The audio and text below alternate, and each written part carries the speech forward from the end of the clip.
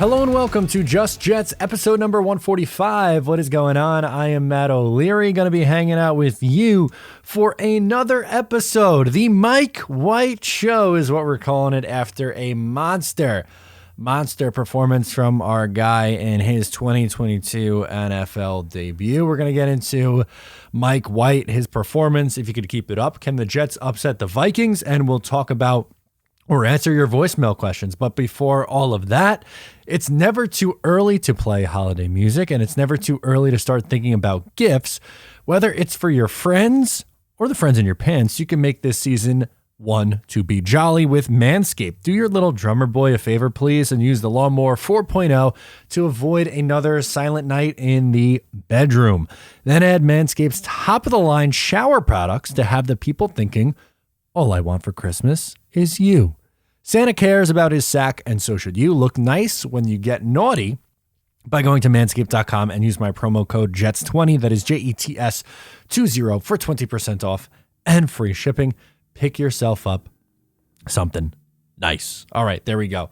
So big episode and a big performance as the Jets improved to 7-4, and the offense came alive. It was Mike White who got the start. We talked about it last week. Zach Wilson benched. Actually on the show, we didn't know at the time what the plan was going to be, if they were going to go with Mike White, if they're going to go with Joe Flacco, if they're going to go with Zach on a short leash. They end up going with Mike White, and he completed 78.6% of his passes for 315 yards, 11.3 yards per attempt, 3 touchdowns, and no picks. You had 2 Garrett Wilson touchdowns. Elijah Moore had a big catch and another touchdown, his first of the year. So in that department, a fantastic sign to see those guys getting involved, and just the offensive performance that we saw was really something that we haven't, had an opportunity to see. And, you're going to have people on both sides of the coin here. And as per usual, what usually tends to happen, the truth probably lies somewhere in the middle, right? With this, so after that performance, you have one camp who is saying that Zach Wilson's, that Mike White is a star in the making. He's going to continue to do performances like this each and every single week. This is the guy 100%. And then you have the other side of the coin that say, well, wait a second, this is against a terrible defense. And then that it doesn't really count because the Bears were so depleted. And I don't necessarily think either of those stances is the correct one. I think you have to approach it like this, rationally. That's how I try to approach everything. I don't always do the best job at it, but I really try my damnedest to make sure that I am approaching things with a level head. And here's what I've come away with. There is no denying that Mike White's performance against the Chicago Bears is one that needs to be celebrated. He quarterbacked exactly like what the New York Jets need. He completed 78.6, nearly 79% of his passes for 315 yards. Yes, Zach Wilson had 355 in a game, but he also had 3 interceptions, and the yards per attempt at 11.3 was not nearly as productive as what you saw Mike White have on 28 attempts. He was getting the ball out of his hands quickly. He was going through his progression quickly. The footwork was significantly better. And it was also a terribly rainy day at MetLife Stadium. The weather was awful for Jets Bears, and still, despite all those factors, he was still able to put up good numbers. Now, the Chicago Bears defense, especially after a couple of their trades, is nothing to write home about. They are really bad, one of the worst defenses in football. So the question then becomes, for not only Mike White, but for just this team in general, is how sustainable is this really?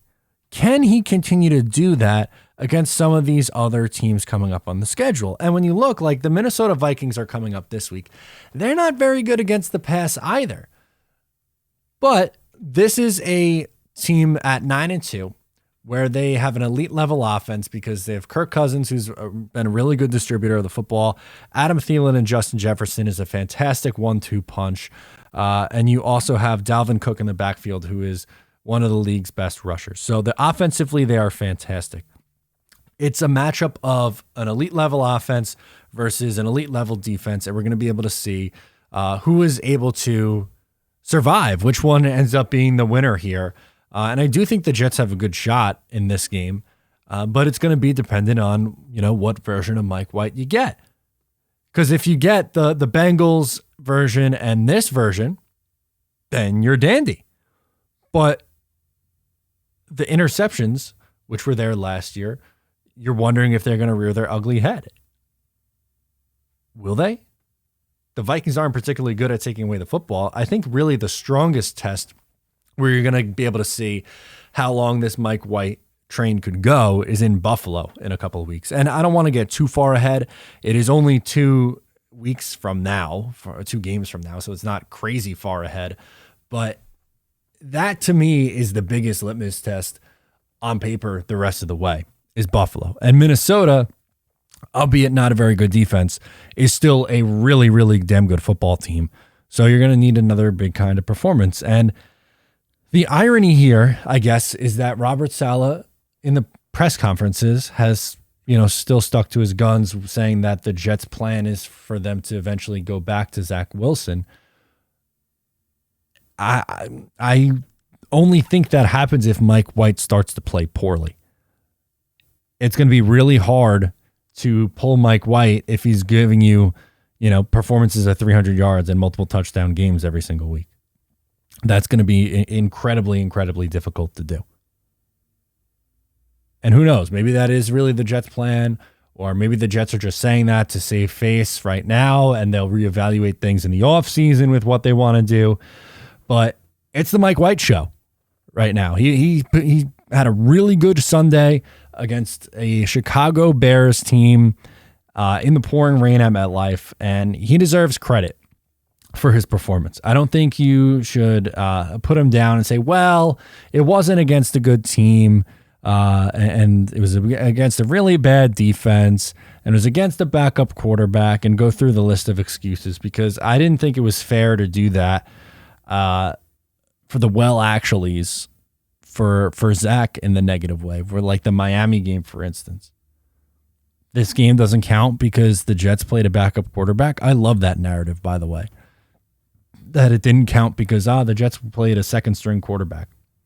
Well, the Jets have started a backup quarterback in 4 of their games this year.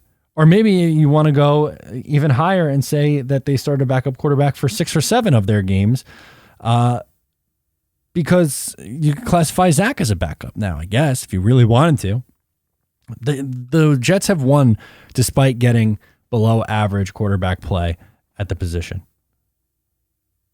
So I don't really care about your excuses. I don't really care about the injury excuse when the 2 best offensive players, Elijah Vera Tucker and Breece Hall, went down with an injury. The Jets have still, gotten a ton out of this team. And that you have to give a ton of credit to Robert Saleh. I don't think he's going to win Coach of the Year. I think Brian Daboll and Nick Sirianni have a better shot to win it. But I do think that Robert Saleh's name has to be brought up in the conversation when you take into account that he has won games with 3 different starting quarterbacks, that this team is 7-4 right now with a chance to go to 8-4 and has a very real chance of ending a 12-year playoff drought. You absolutely have to have that guy in the conversation. So we'll see what Mike White is able to do this upcoming week against Minnesota. By the way, his Mojo stock is up 33.71% from this last week. That's the kind of movement that you were able to see after a monster showing against the Chicago Bears. So if you want to get in on the action at Mojo, I have the link down below in the description. You can click it, you can sign up, and you can invest in Mike White if you are a believer in the Mike White Show. And I guess that gets us to the final thing that I wanted to touch on before we answer your voicemails, which is, can the Jets pull an upset win on the road in Minnesota? I think they can. I think they have a very good chance to win. Now, like I said earlier, it's a favorable matchup in the sense that this defense isn't very good for Minnesota, and they should be able to have their way with them offensively, the Jets. But Minnesota has been incredible. Justin Jefferson's the best wide receiver in football by far, and you also have Dalvin Cook, who is a great running back, and the Vikings have put up a ton of points this year and a ton of points on really good defenses. For instance, Buffalo. They went on the road and won in Buffalo with a monster offensive showing. I think the Jets defense is good enough to hang with them. I think Sauce Gardner and DJ Reed are both good enough to hang with that wide receiver duo. And I like the pass rush, but it may be a tougher game than what we've seen. Because think about it. The first 3 weeks of the year were really tough. They gave up 24, 27, and 30 points. Not in order. It was 24 to Baltimore, 30 to Cleveland, and then 27 to the Cincinnati Bengals. Since then, they've given up 20 points or more twice. And it was 20 points to Pittsburgh. It was a pick six in that game, if I'm not mistaken. And then 22 to the New England Patriots in a game where the quarterback had 3 turnovers. So the defense has been locked down since week 4. Over the last 7 or 8 weeks, they have been incredible. They played at an incredibly high level. So I think you're going to get a low-scoring game in the 20s here, I think is where you see it. A 24-20, 23-20, last-second field goal wins it one way or the other. I think the Jets have a really good shot to win it, but it is by no means an easy game. They're slight underdogs, deservedly so. Minnesota's the home team. They're 9-2. They have the better record. I think they do deserve to be slight favorites. But do not take this Jets team lightly against that Vikings team. They're 8-3 against the Vikings. They actually started 8 for their first 9. They've lost their last 2 times against Minnesota. They lost in 2014 when they were playing at Minnesota University, I believe. Or Minnesota State, wherever they were. It was a college stadium. Geno Smith started that game in 2014 on the road in a freezing cold day in Minnesota. And then 2018, Sam Darnold's rookie year, it was Jets-Vikings at MetLife, and the Vikings went on to win that one. So without further ado, it should be a good game. I want to get to your voicemails and hear what you guys have to say about Mike White and the remaining Jets schedule. First up, we're going to go out to Liam calling in from Staten Island. He wants to talk about some of the biggest differences that he noticed between Mike White and Zach Wilson. Hey, Matt, it's Liam from Staten Island.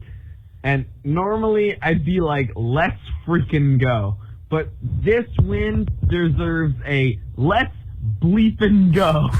Like, I can't say it. I don't want to get you in trouble on YouTube, but let's bleeping go.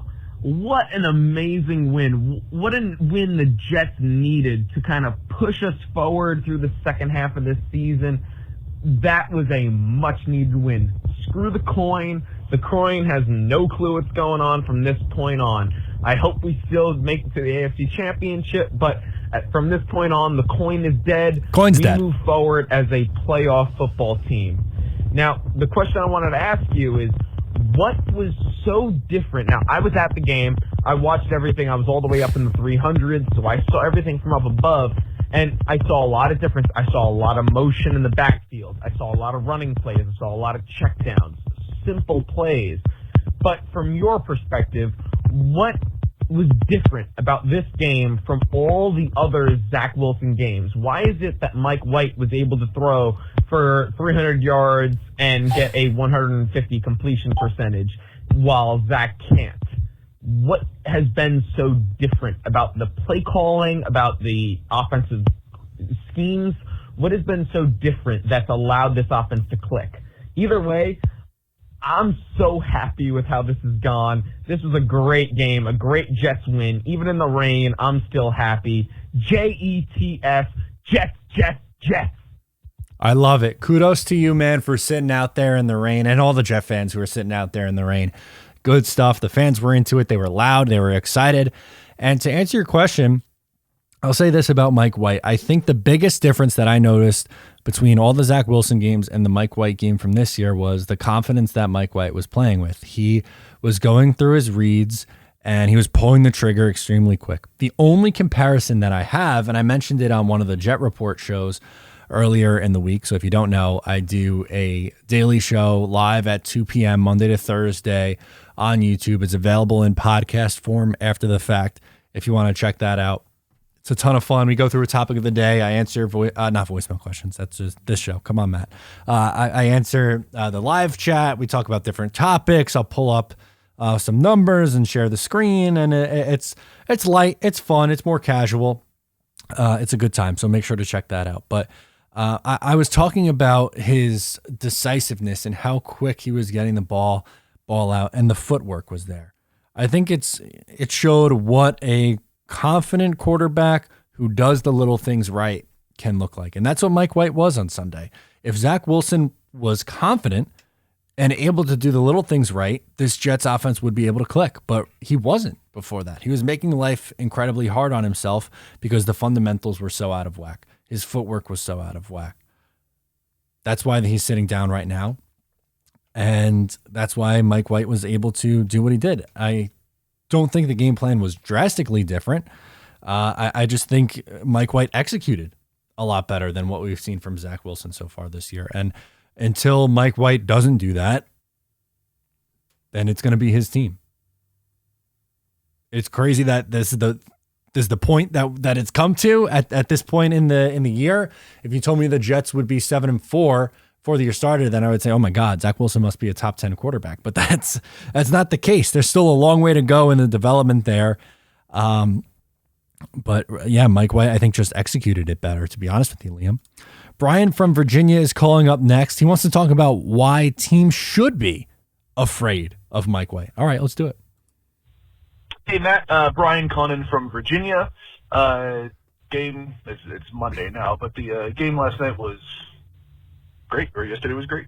Went as expected, I guess, with the defense being so bad and Simeon starting. But I think they should just stick with Mike White. I know it was a weird sample size just because it was Chicago, but I think after the game yesterday, teams are afraid of Mike White. Zach Wilson, they know what they're getting. It's just a scamper in the back, and you have more chance to sack him, and then in a bad throw that you might pick off. But Mike White, every play, there's a open man at some point in the play, whether it's right away, whether someone breaks open a little later. But Mike White knows how to find them and knows how to hit them. And I think other teams are going to be afraid of that. I think they should just stick with them, let Zach sit, watch, and learn for the rest of the year, and then give him a shot next year, and see how he does then. And then, if we need to move on from him, then we need to move on. I listened to Keyshawn's show, and he said something that I think made a lot of sense. He says he trusts production more than potential, and that's where Mike White is right now. So I'm sure you're getting lots of calls about it. I'm sure there are a lot of Mike effing White calls, which there should be. He did great. I hope you enjoyed the Super Chat pizza or wings or whatever you got with it. I hope that was good. But yeah, go Jets. Love the show. Keep going, man. Thank you. Yes, I did end up getting a pizza, so genuinely appreciate it, my man. My guy Brian sent in a super chat to hook me up with a pizza on Sunday. It was greatly appreciated. He's the best. All you guys are the best for supporting it. It means the world to me that I get to do this every single day. I think the reason why teams should be afraid of Mike White is because he was able to. It kind of goes back to the first call, and I don't want to necessarily repeat myself with what I said to Liam, but it's because he was able to execute what the Jets want to do where Zach wasn't. You're right with Zach scrambling around, and it has a lot to do with him not trusting himself. And I think that's the reason why they sat him down. Now, I am not going to go out on the limb yet and say Mike White is the guy. I think it's too early of a reaction for that, but I just hope he continues to play good football because I want my team to win games. That's it. When I said on online and in videos the other day, I believe it. When I said that Robert Saleh and Joe Douglas, I think, are the right guys. Whatever they decide to do with this team at the quarterback position, I'll trust them because every button they've hit so far this year has worked. So I think now you just ride out with Mike White until it stops working. And if it doesn't stop working, then he's your quarterback the rest of the year and you reassess in the offseason what it is that you want to do. But was a really good, clean game from Mike White. No interceptions. Picks were a problem for him last year, so that's something that I want to see if it comes back in his game or not. And we'll see how high of a ceiling this guy really has. Constantine from Florida is calling in next. He wants to give props to the Jets for using all the tight ends. Hey, Matt, this is Constantine from Florida. How you doing, buddy? Hope you had a happy Turkey Day. Yeah, man, you too. Just a couple of things I observed on the game yesterday. How about kudos to Mike White for utilizing our tight ends? Yep. You know, the Jets, I don't know what it is about them, but in their history, they're very reluctant to include the tight ends in the in the offense. Well, you call it the office. I mean, that is their office, right? I mean, they got to get some work too. But here's the deal, though. I really like the fact that he used the tight ends early to kind of set up the plays down the field. Now, if you don't have the running game that you could fall back on because of all the injuries, of course, it's a good thing to have the tight ends because the tight ends will block, also set up plays for short passes, get you out of jams. Now, as far as the situation with Zach Wilson is concerned, I defended him a few weeks ago, and I felt like he let me down as well. Don't turn around and tell the fans they don't know what they're talking about. And don't turn around and not take accountability for a shitty performance, because downright it was. I mean, 2 yards in the second half. Come on, man. An old man on a walker could probably get you 2 yards. But here's the deal. Moving forward now, we got the Vikings. Now, the Vikings didn't look too hot against Dallas. No. I think our defense is better than Dallas overall. So I feel as if we're going to be fine. If Mike White could just do what he normally does and gets the ball out quickly, and we set up the tight ends to set up the receivers long, I think we'll be okay. I'm not too worried about that. Our defense, they showed a little weakness yesterday early on, but then they came on late, and you know what? That's okay. Our defense has played outstanding football all year long. If they had a little bit of a bad start, I'll give them a pass on that. They earned that right. But as far as Zach Wilson is concerned, I don't know if he's going to see the starting job again. You know, you could teach mechanics. You could correct mistakes. One thing you can't teach is attitude. He's got to learn to have a better attitude. He's got to learn to take accountability. And the bottom line is, these boys are going to play for Mike White. So he's got an uphill battle. Anyway, let me know what you think. Happy holidays. And once again, J-E-T-S, Jets, Jets, Jets. Let's go. I love it, man. Thank you for calling in. Love your energy as always. I loved what Mike White did when he would dump off to the tight ends. If nothing was there, he'd go through quickly enough and get the ball out to a tight end in space, and they would turn upfield and get some yards. It shouldn't be that complicated, but you're right. With the biggest issue with Zach's performance against the Patriots, it was garbage on the field. It was absolutely horrendous. And then to follow it up with that reaction in the postgame is unacceptable. And the Jets did something about it. So at minimum, you have to be satisfied with the general manager and the coaching staff for making that tough call. And it is a tough call. Who knows what ends up happening with Zach? I don't know. Who knows if he'll play again this season? It's going to be really dependent whether Robert Saleh wants to admit it or not on what White does at the quarterback position. But maybe this is the humbling that he needs. That's how I'm choosing to look at it, is maybe this is the humbling that Zach Wilson needs. And right now it's Mike White time. And we'll ride that out until it fails. Ben is calling in from New Jersey. We have a few things to get to here with Ben. Let's do it. What's poppin', Matt? Ben from Jersey. So is it time for Mike White to start for the rest of the season? I know it's only one game, but let me just hear me out. So Mike White dominated the Chicago Bears. He was 22 of 28, 315 yards with 3 touchdowns, no picks. dude was doing everything he was asked to do. He was hitting receivers in stride. He was making the right reads. He didn't make mistakes. He played quarterback as Mike White should. He wasn't flashy. As Robert Saleh said, he was just being Mike White. But as much as I would love for Zach Wilson to come back and be our franchise quarterback, I think it's kind of clear that the offense operates better under Mike White. And honestly, I think the locker room prefers Mike White at quarterback over Wilson, because early in the season, the receivers had to twist their bodies around to catch balls from Zach Wilson. But Sunday, Mike White was hitting his receivers in stride. Garrett Wilson was able to get some nice yak, and that's how he scored his second touchdown. Elijah Moore did the same. He was hitting the tight end. He was making right reads to the running backs. Van Knight got very involved, which I love to see. And this is a very different situation than last year. I remember last year the hype train was Mike White should be the starter for the rest of the season, and obviously he imploded after the Cincinnati game. And I was on the train that Zach Wilson should start for that season because, he was a rookie that year and he was coming back from an injury, and we wanted to see what we have.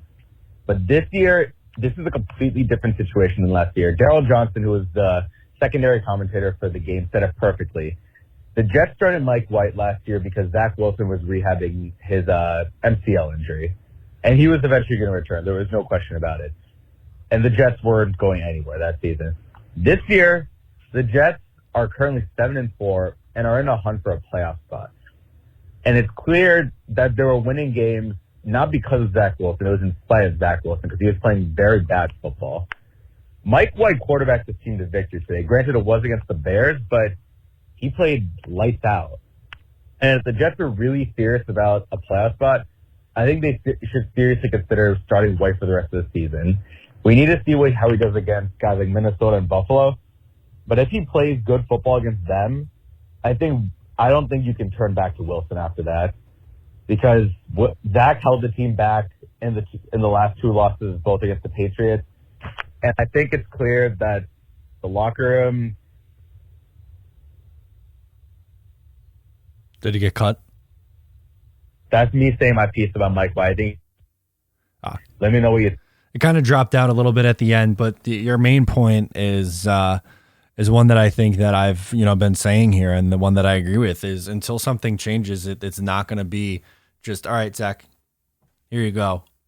Which, I mean, I'm still rooting for Zach to turn into the guy we think he could be when he was taken number 2 overall. But you're right. The biggest difference from last year and this year is last year they were a terrible football team. They only won 4 games. So obviously you're going to go back to the rookie, but you're fighting for a playoff spot going into December. You have to do what you think's best for this team. And with how the two have been playing, Mike White's the better option at the moment. It sounds crazy to say that, but it really isn't with the performance that you saw. And unless something drastically changes, like you see him regress to the point that what he played against Buffalo last year, or the Jets lose a couple of games in a row and want to look to shake things up and the offense struggles, then maybe you get Zach Wilson back. But until proven otherwise, Mike White's going to continue to play. How could you pull him after a performance like we saw on Sunday? If he goes out and puts up, 250, 300 yards, 2 or 3 touchdowns against Minnesota and you win, you bring in Zach back against Buffalo? No, I don't think so. And then even if you lose the Buffalo game, are you going to bring him back against Detroit? If Mike White's won 2 or 3 and had 2 really good performances, are you going to bring him back at that point? I think really this is going to be the telling sign, these next 2 games. If White plays well, he'll probably play the rest of the year. If he struggles, then maybe that's when Zach Wilson has his opportunity to come back. But they want to get his fundamentals right, which I don't blame them on, because that's going to be the biggest thing for Zach getting this back on track. Let's go to Kevin up next. He wants to talk about the quarterback situation and going Mike White week by week. Hey, what's up, Matt? Kevin from Long Island. I was at the game yesterday, man, and let me tell you, the crowd was absolutely involved. It was electric, even with the rain coming down. The noise level was unbelievable, and even seeing Elijah Moore get that pass, the crowd went crazy. And listen, I like Mike White. I think he has potential to be a special guy for this offense. But let's take it a week at a time. Let's see what they do against a very prolific offense in Minnesota. Let's see what they can do with Justin Jefferson.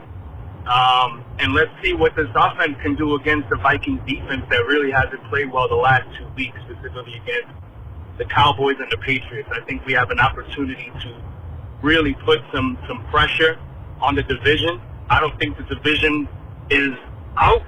I think we have a shot. I think Miami has a tough schedule coming up.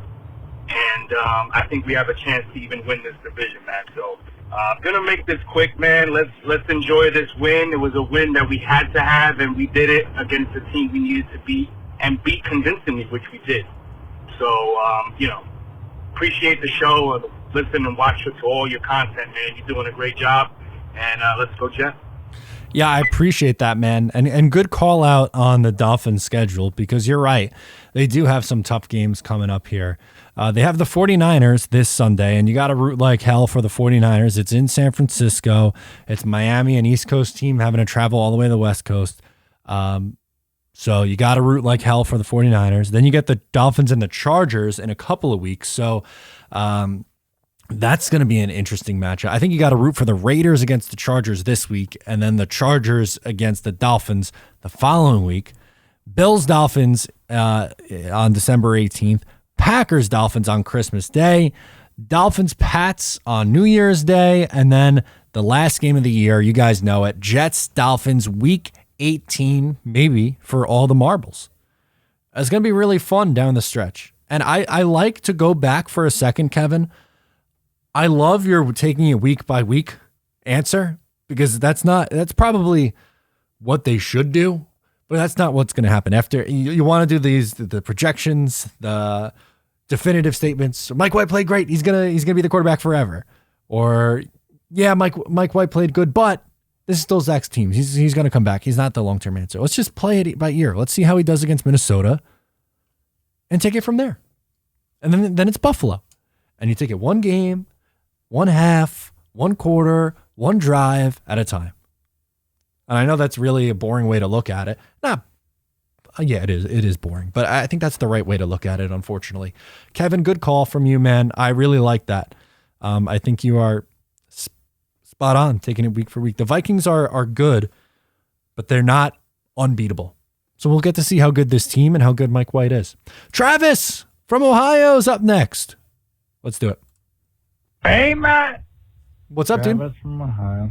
Hey, buddy, long time no talk.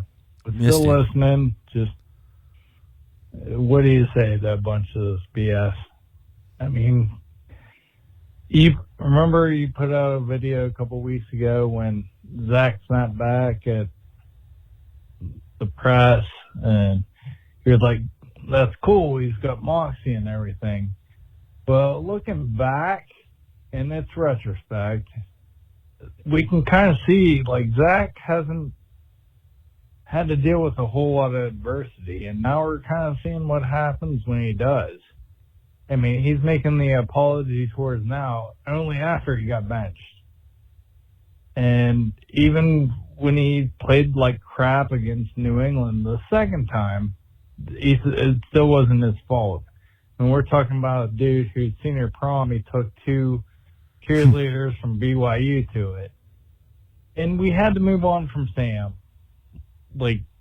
And I wanted Zach to be the answer. He still could be.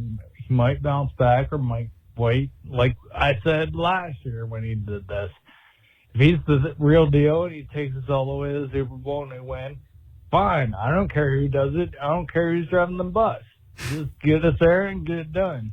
Amen. But when we moved on from Sam, which we had to. I mean, we could have either drafted Trevor Lawrence, Zach, which we did, Trey Lance, Justin Fields, Mac Jones, Kyle Trask, Kellen Mond, Davis Mills, or Sam Ellinger. And what was supposed to be a great quarterback class, who do you trust as a franchise quarterback right there? In free agents, it was Cam Newton, Jacoby Brissett, Ryan Fitzpatrick, Jameis Winston, Mitch Trubisky, and Andy Dalton.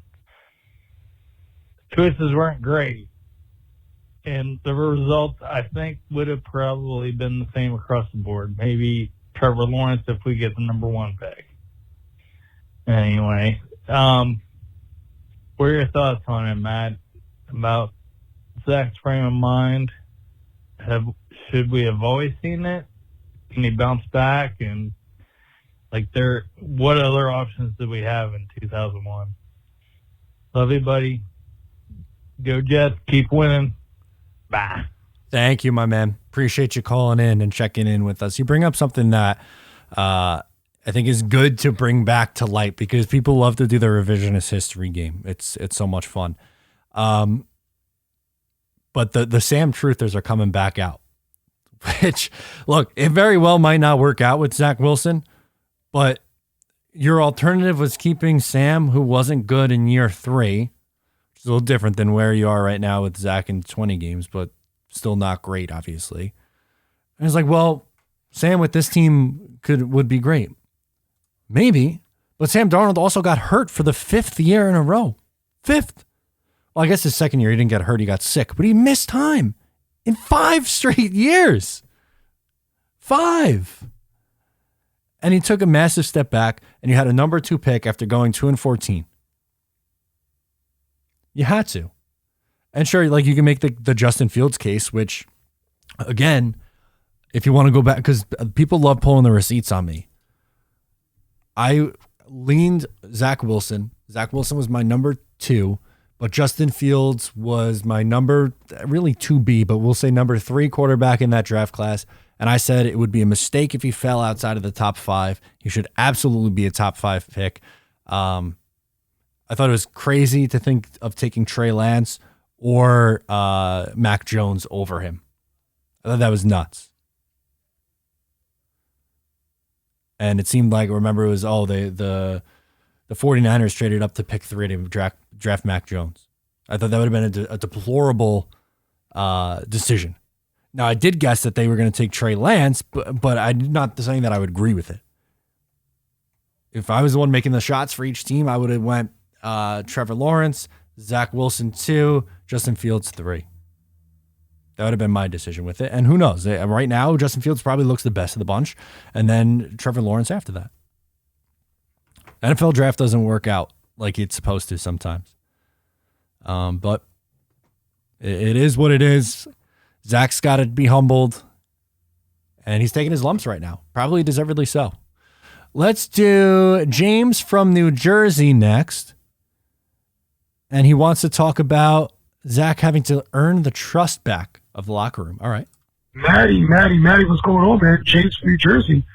What does it feel like to have a win with Mike freaking White, man? Listen, that whole game, here's what pretty much Mike White said to Zach. It was a little secret. You ready? You ready, man? He said, Zach, hold my beer. Listen, it's also about like the what ifs, right? We kind of went back the first week against New England and the second week against New England.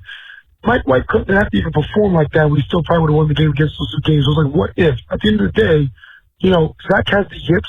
I feel bad for him. It was kind of sulking to see him look miserable on the sideline. And apparently I heard he left the locker room before the press conference even got there. I don't know. I feel bad for the kid, but he has to learn. You've got the big reporters like Chris Sims saying, Zach still should have started. But what you're showing the locker room, if he still goes out there and start, after the comment he made saying it was not his fault or he doesn't think he let the defense down. What the hell are you proving to that? Come on. Like I get Chris Sims is big on the quarterbacks and stuff, but like, damn, man, you don't know the locker room. The locker room had a presence, and they were better off having Mike White be in the front compared to Zach Wilson, who apparently, in spite of Zach Wilson, we were winning in spite of him. But anyway, it is what it is.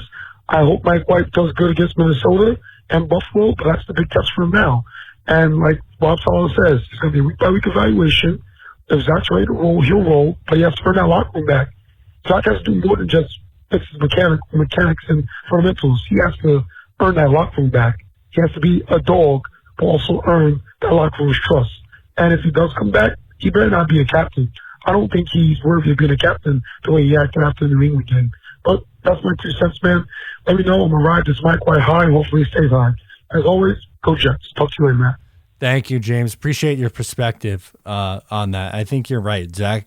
This is kind of the theme of the show. One, Mike White played well. He's a likable guy, and his teammates like him. And Zach Wilson had a terrible post game, which didn't help after playing terrible in the game against New England. He does have to earn the trust of the locker room back, and I think he did need to be humbled. And I hope that this works. I hope that this works. I will say with the Zach Wilson, the leaving before the press got in there, and like I saw, there was a picture floating around on Twitter of White and Flacco holding the iPad and Zach sitting next to them not with an iPad, which is extremely misleading because in the 2 frames before that, it's Zach and Mike White holding it, and then Joe Flacco comes over, Zach hands him the iPad or the tablet or whatever they use, the Surface Pro, and he slides over and Joe sits down.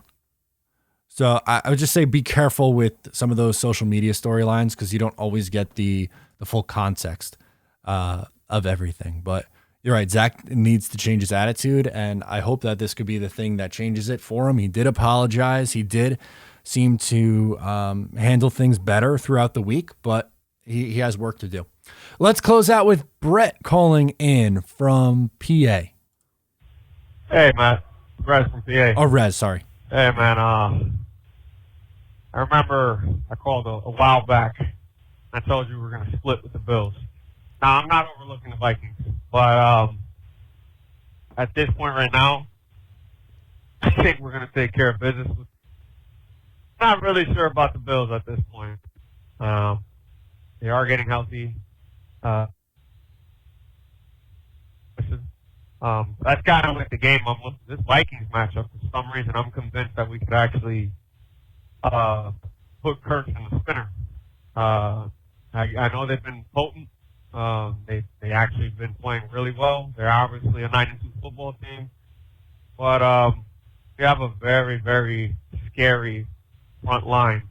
And I just don't think the Vikings are going to be able to deal with a guy like Huff, which, by the way, are we going to sign him a la Franklin Myers or what? Because we have to. I mean, he's been the most consistent, I believe, the third down back in the league at this point. He's just scary. Lights out, man. It is a way. This game. Against the Vikings, because I'm very confident that we're going to give them a headache. They struggled going against Mac Jones, and granted, Pat's defense isn't a little pushover. We found out for ourselves. Wish we could get that one back, man. But I think we've really got something going. Yeah, man. Good talking to you. Go Jets. Thank you for calling in. Thank you, Rez. Appreciate it, man.